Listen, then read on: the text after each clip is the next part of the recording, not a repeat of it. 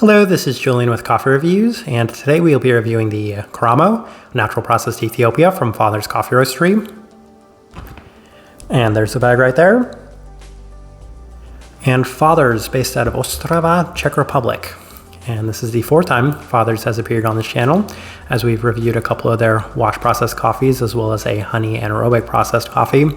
And given the positive experiences I've had with all three of those coffees, I definitely wanted to go back and try one of their natural processed coffees. So I'm looking forward to discussing this one, as this right here is day 35.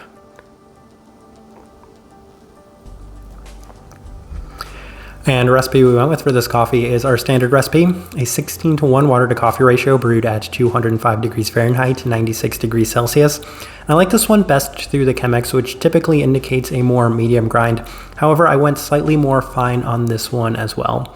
Now, in terms of roast profile, as mentioned with previous Father's reviews, they do roast on the moderately lighter side of things. This one was a little bit more tricky to tell given the processing method. Felt like it had a slight bit more development than a couple of the other ones we've reviewed, but still on the lighter side of most coffees by most standards and metrics.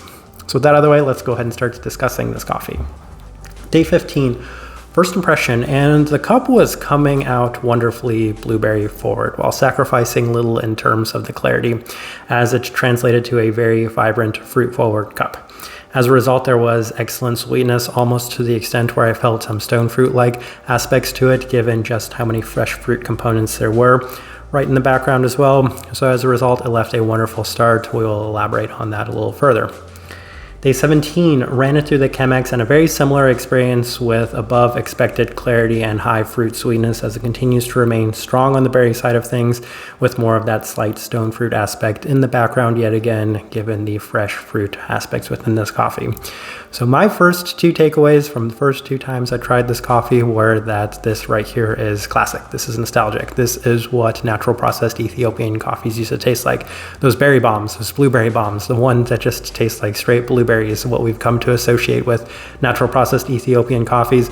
And then the second part was that it really wasn't sacrificing clarity. This had great clarity to it. So it wasn't overly boozy, funky, fermenty in any aspect. It wasn't necessarily the cleanest coffee, but given just how much clarity there was, I was really kind of taken aback by these first couple of impressions. We continue on to day 19 and up to the temperatures, and it didn't come out quite the cleanest, as in the higher temperatures it had a little bit more fermentiness. So typically I might go a little higher on the temperatures for something that's a little lighter roasted, but this one did have a little bit more of that kind of fermenty aspect that was taking away from the clarity within the cup. Vibrant fruit sweetness is definitely still present, as it emits so many of those strong blueberry-like components. The fruit remains on the more fresh side of things. However, getting that little bit more fermentiness to kind of take away from the cleaner aspects of this coffee wasn't necessarily a direction I enjoyed, so we went back to the more standard temperatures. And on day 21, ran it through the April dripper as well. And there were pros and cons to running it through the April dripper, as it didn't have the same vibrancy, but it was also producing a slightly cleaner cup. And that could have been given that we typically brew with slightly lower temperatures on the April brewer as well.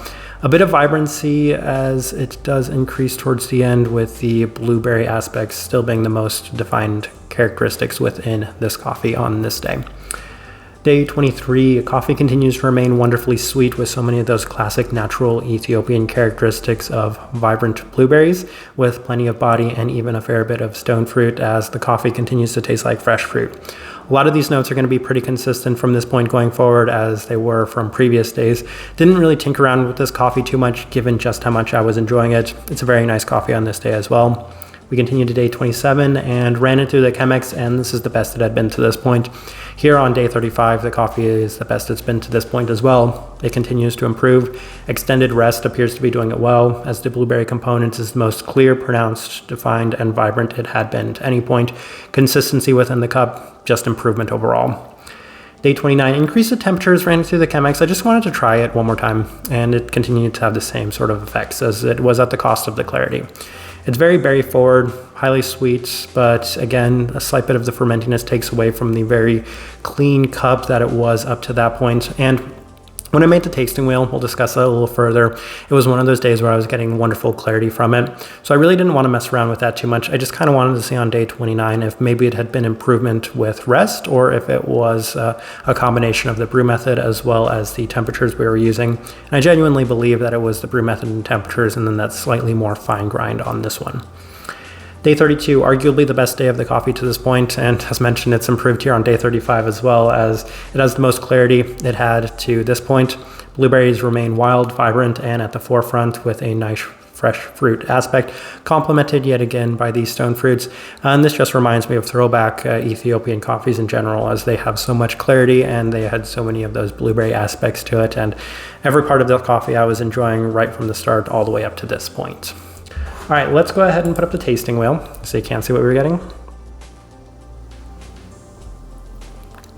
And one level 5. So let's discuss that real quick. And with a big smile on my face, it is the berry fruit at the level 5. Yes, this right here is a classic blueberry bomb. I can't remember the last time I've had a coffee that was this much of a blueberry bomb without too much fermentiness or funkiness to the cup. That makes me really happy. So I really love it being there at that level 5. It was just blueberry forward, start to finish. It doesn't take an expert or a experienced coffee drinker to taste all the blueberries that are present within this coffee. Finish, level 4. We're gonna start with the finish at the level 4. Yes, and it's not overbearing. It's not overlasting. That's the second part that I wanted to mention, which is really good about this, is a lot of the natural processed coffees I've had have too strong, too lasting of a finish, but this one right here kept it at a very respectable level. I really appreciate that. Sweetness, level 4, and it's a fresh fruit sweetness. So I love the fruit sweetness that's present within this coffee. If anything, I could actually say it's on the higher side of the level 4, as there's so much sweetness present within this one. Great part of this coffee as well. Acidity, level 4. That one, as I'm drinking it today, maybe on the slightly lower side of the level 4. It does have a little bit of it, but not to the same extent as a lot of the other characteristics, the sweeter fruit present within it, or even a little bit of the finish. But there is still a little bit of brightness. They typically do roast a little lighter in general compared to a lot of other coffee roasters, so I could see that. And then the thing I wanted to discuss, and the thing that makes me second happiest about this tasting wheel, is the cleanliness there at the level 4. Yes, and there were times where I was saying higher side of level 3, am I going to be able to justify level 4? And the day I made this tasting wheel, it was the cleanest that had been up to that point, and I feel like it's a true level 4. It's about as clean as a lot of the wash processed coffees that we do review on this channel, and that makes me really happy because it meant that the blueberry components were quite well defined. They were very strong, very pronounced within this coffee, so I love seeing it there at that mark. There are a couple of level 3s I want to discuss real quick, and we'll go with the stone fruit first. As I mentioned, a lot of the time when it comes to these Ethiopian coffees, when they do have this much clarity to them and the fruit aspects come out a little bit more fresh fruit tasting, then I can taste a fair bit of stone fruit in them as well.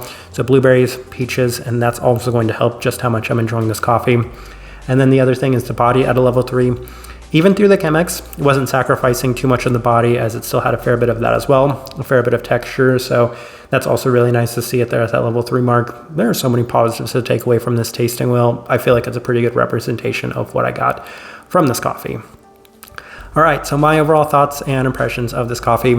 As of right now, this is my favorite coffee that we've reviewed this year because it is such a throwback. It is such a classic coffee, as I want to say even 3-4 years ago, this is what I kind of expected when I purchased a natural processed Ethiopian coffee that had any sort of blueberry flavor notes to it. And it's been kind of lost in the last 2 years, with the exception of maybe the Chantelouine from Manhattan we reviewed a couple of years ago.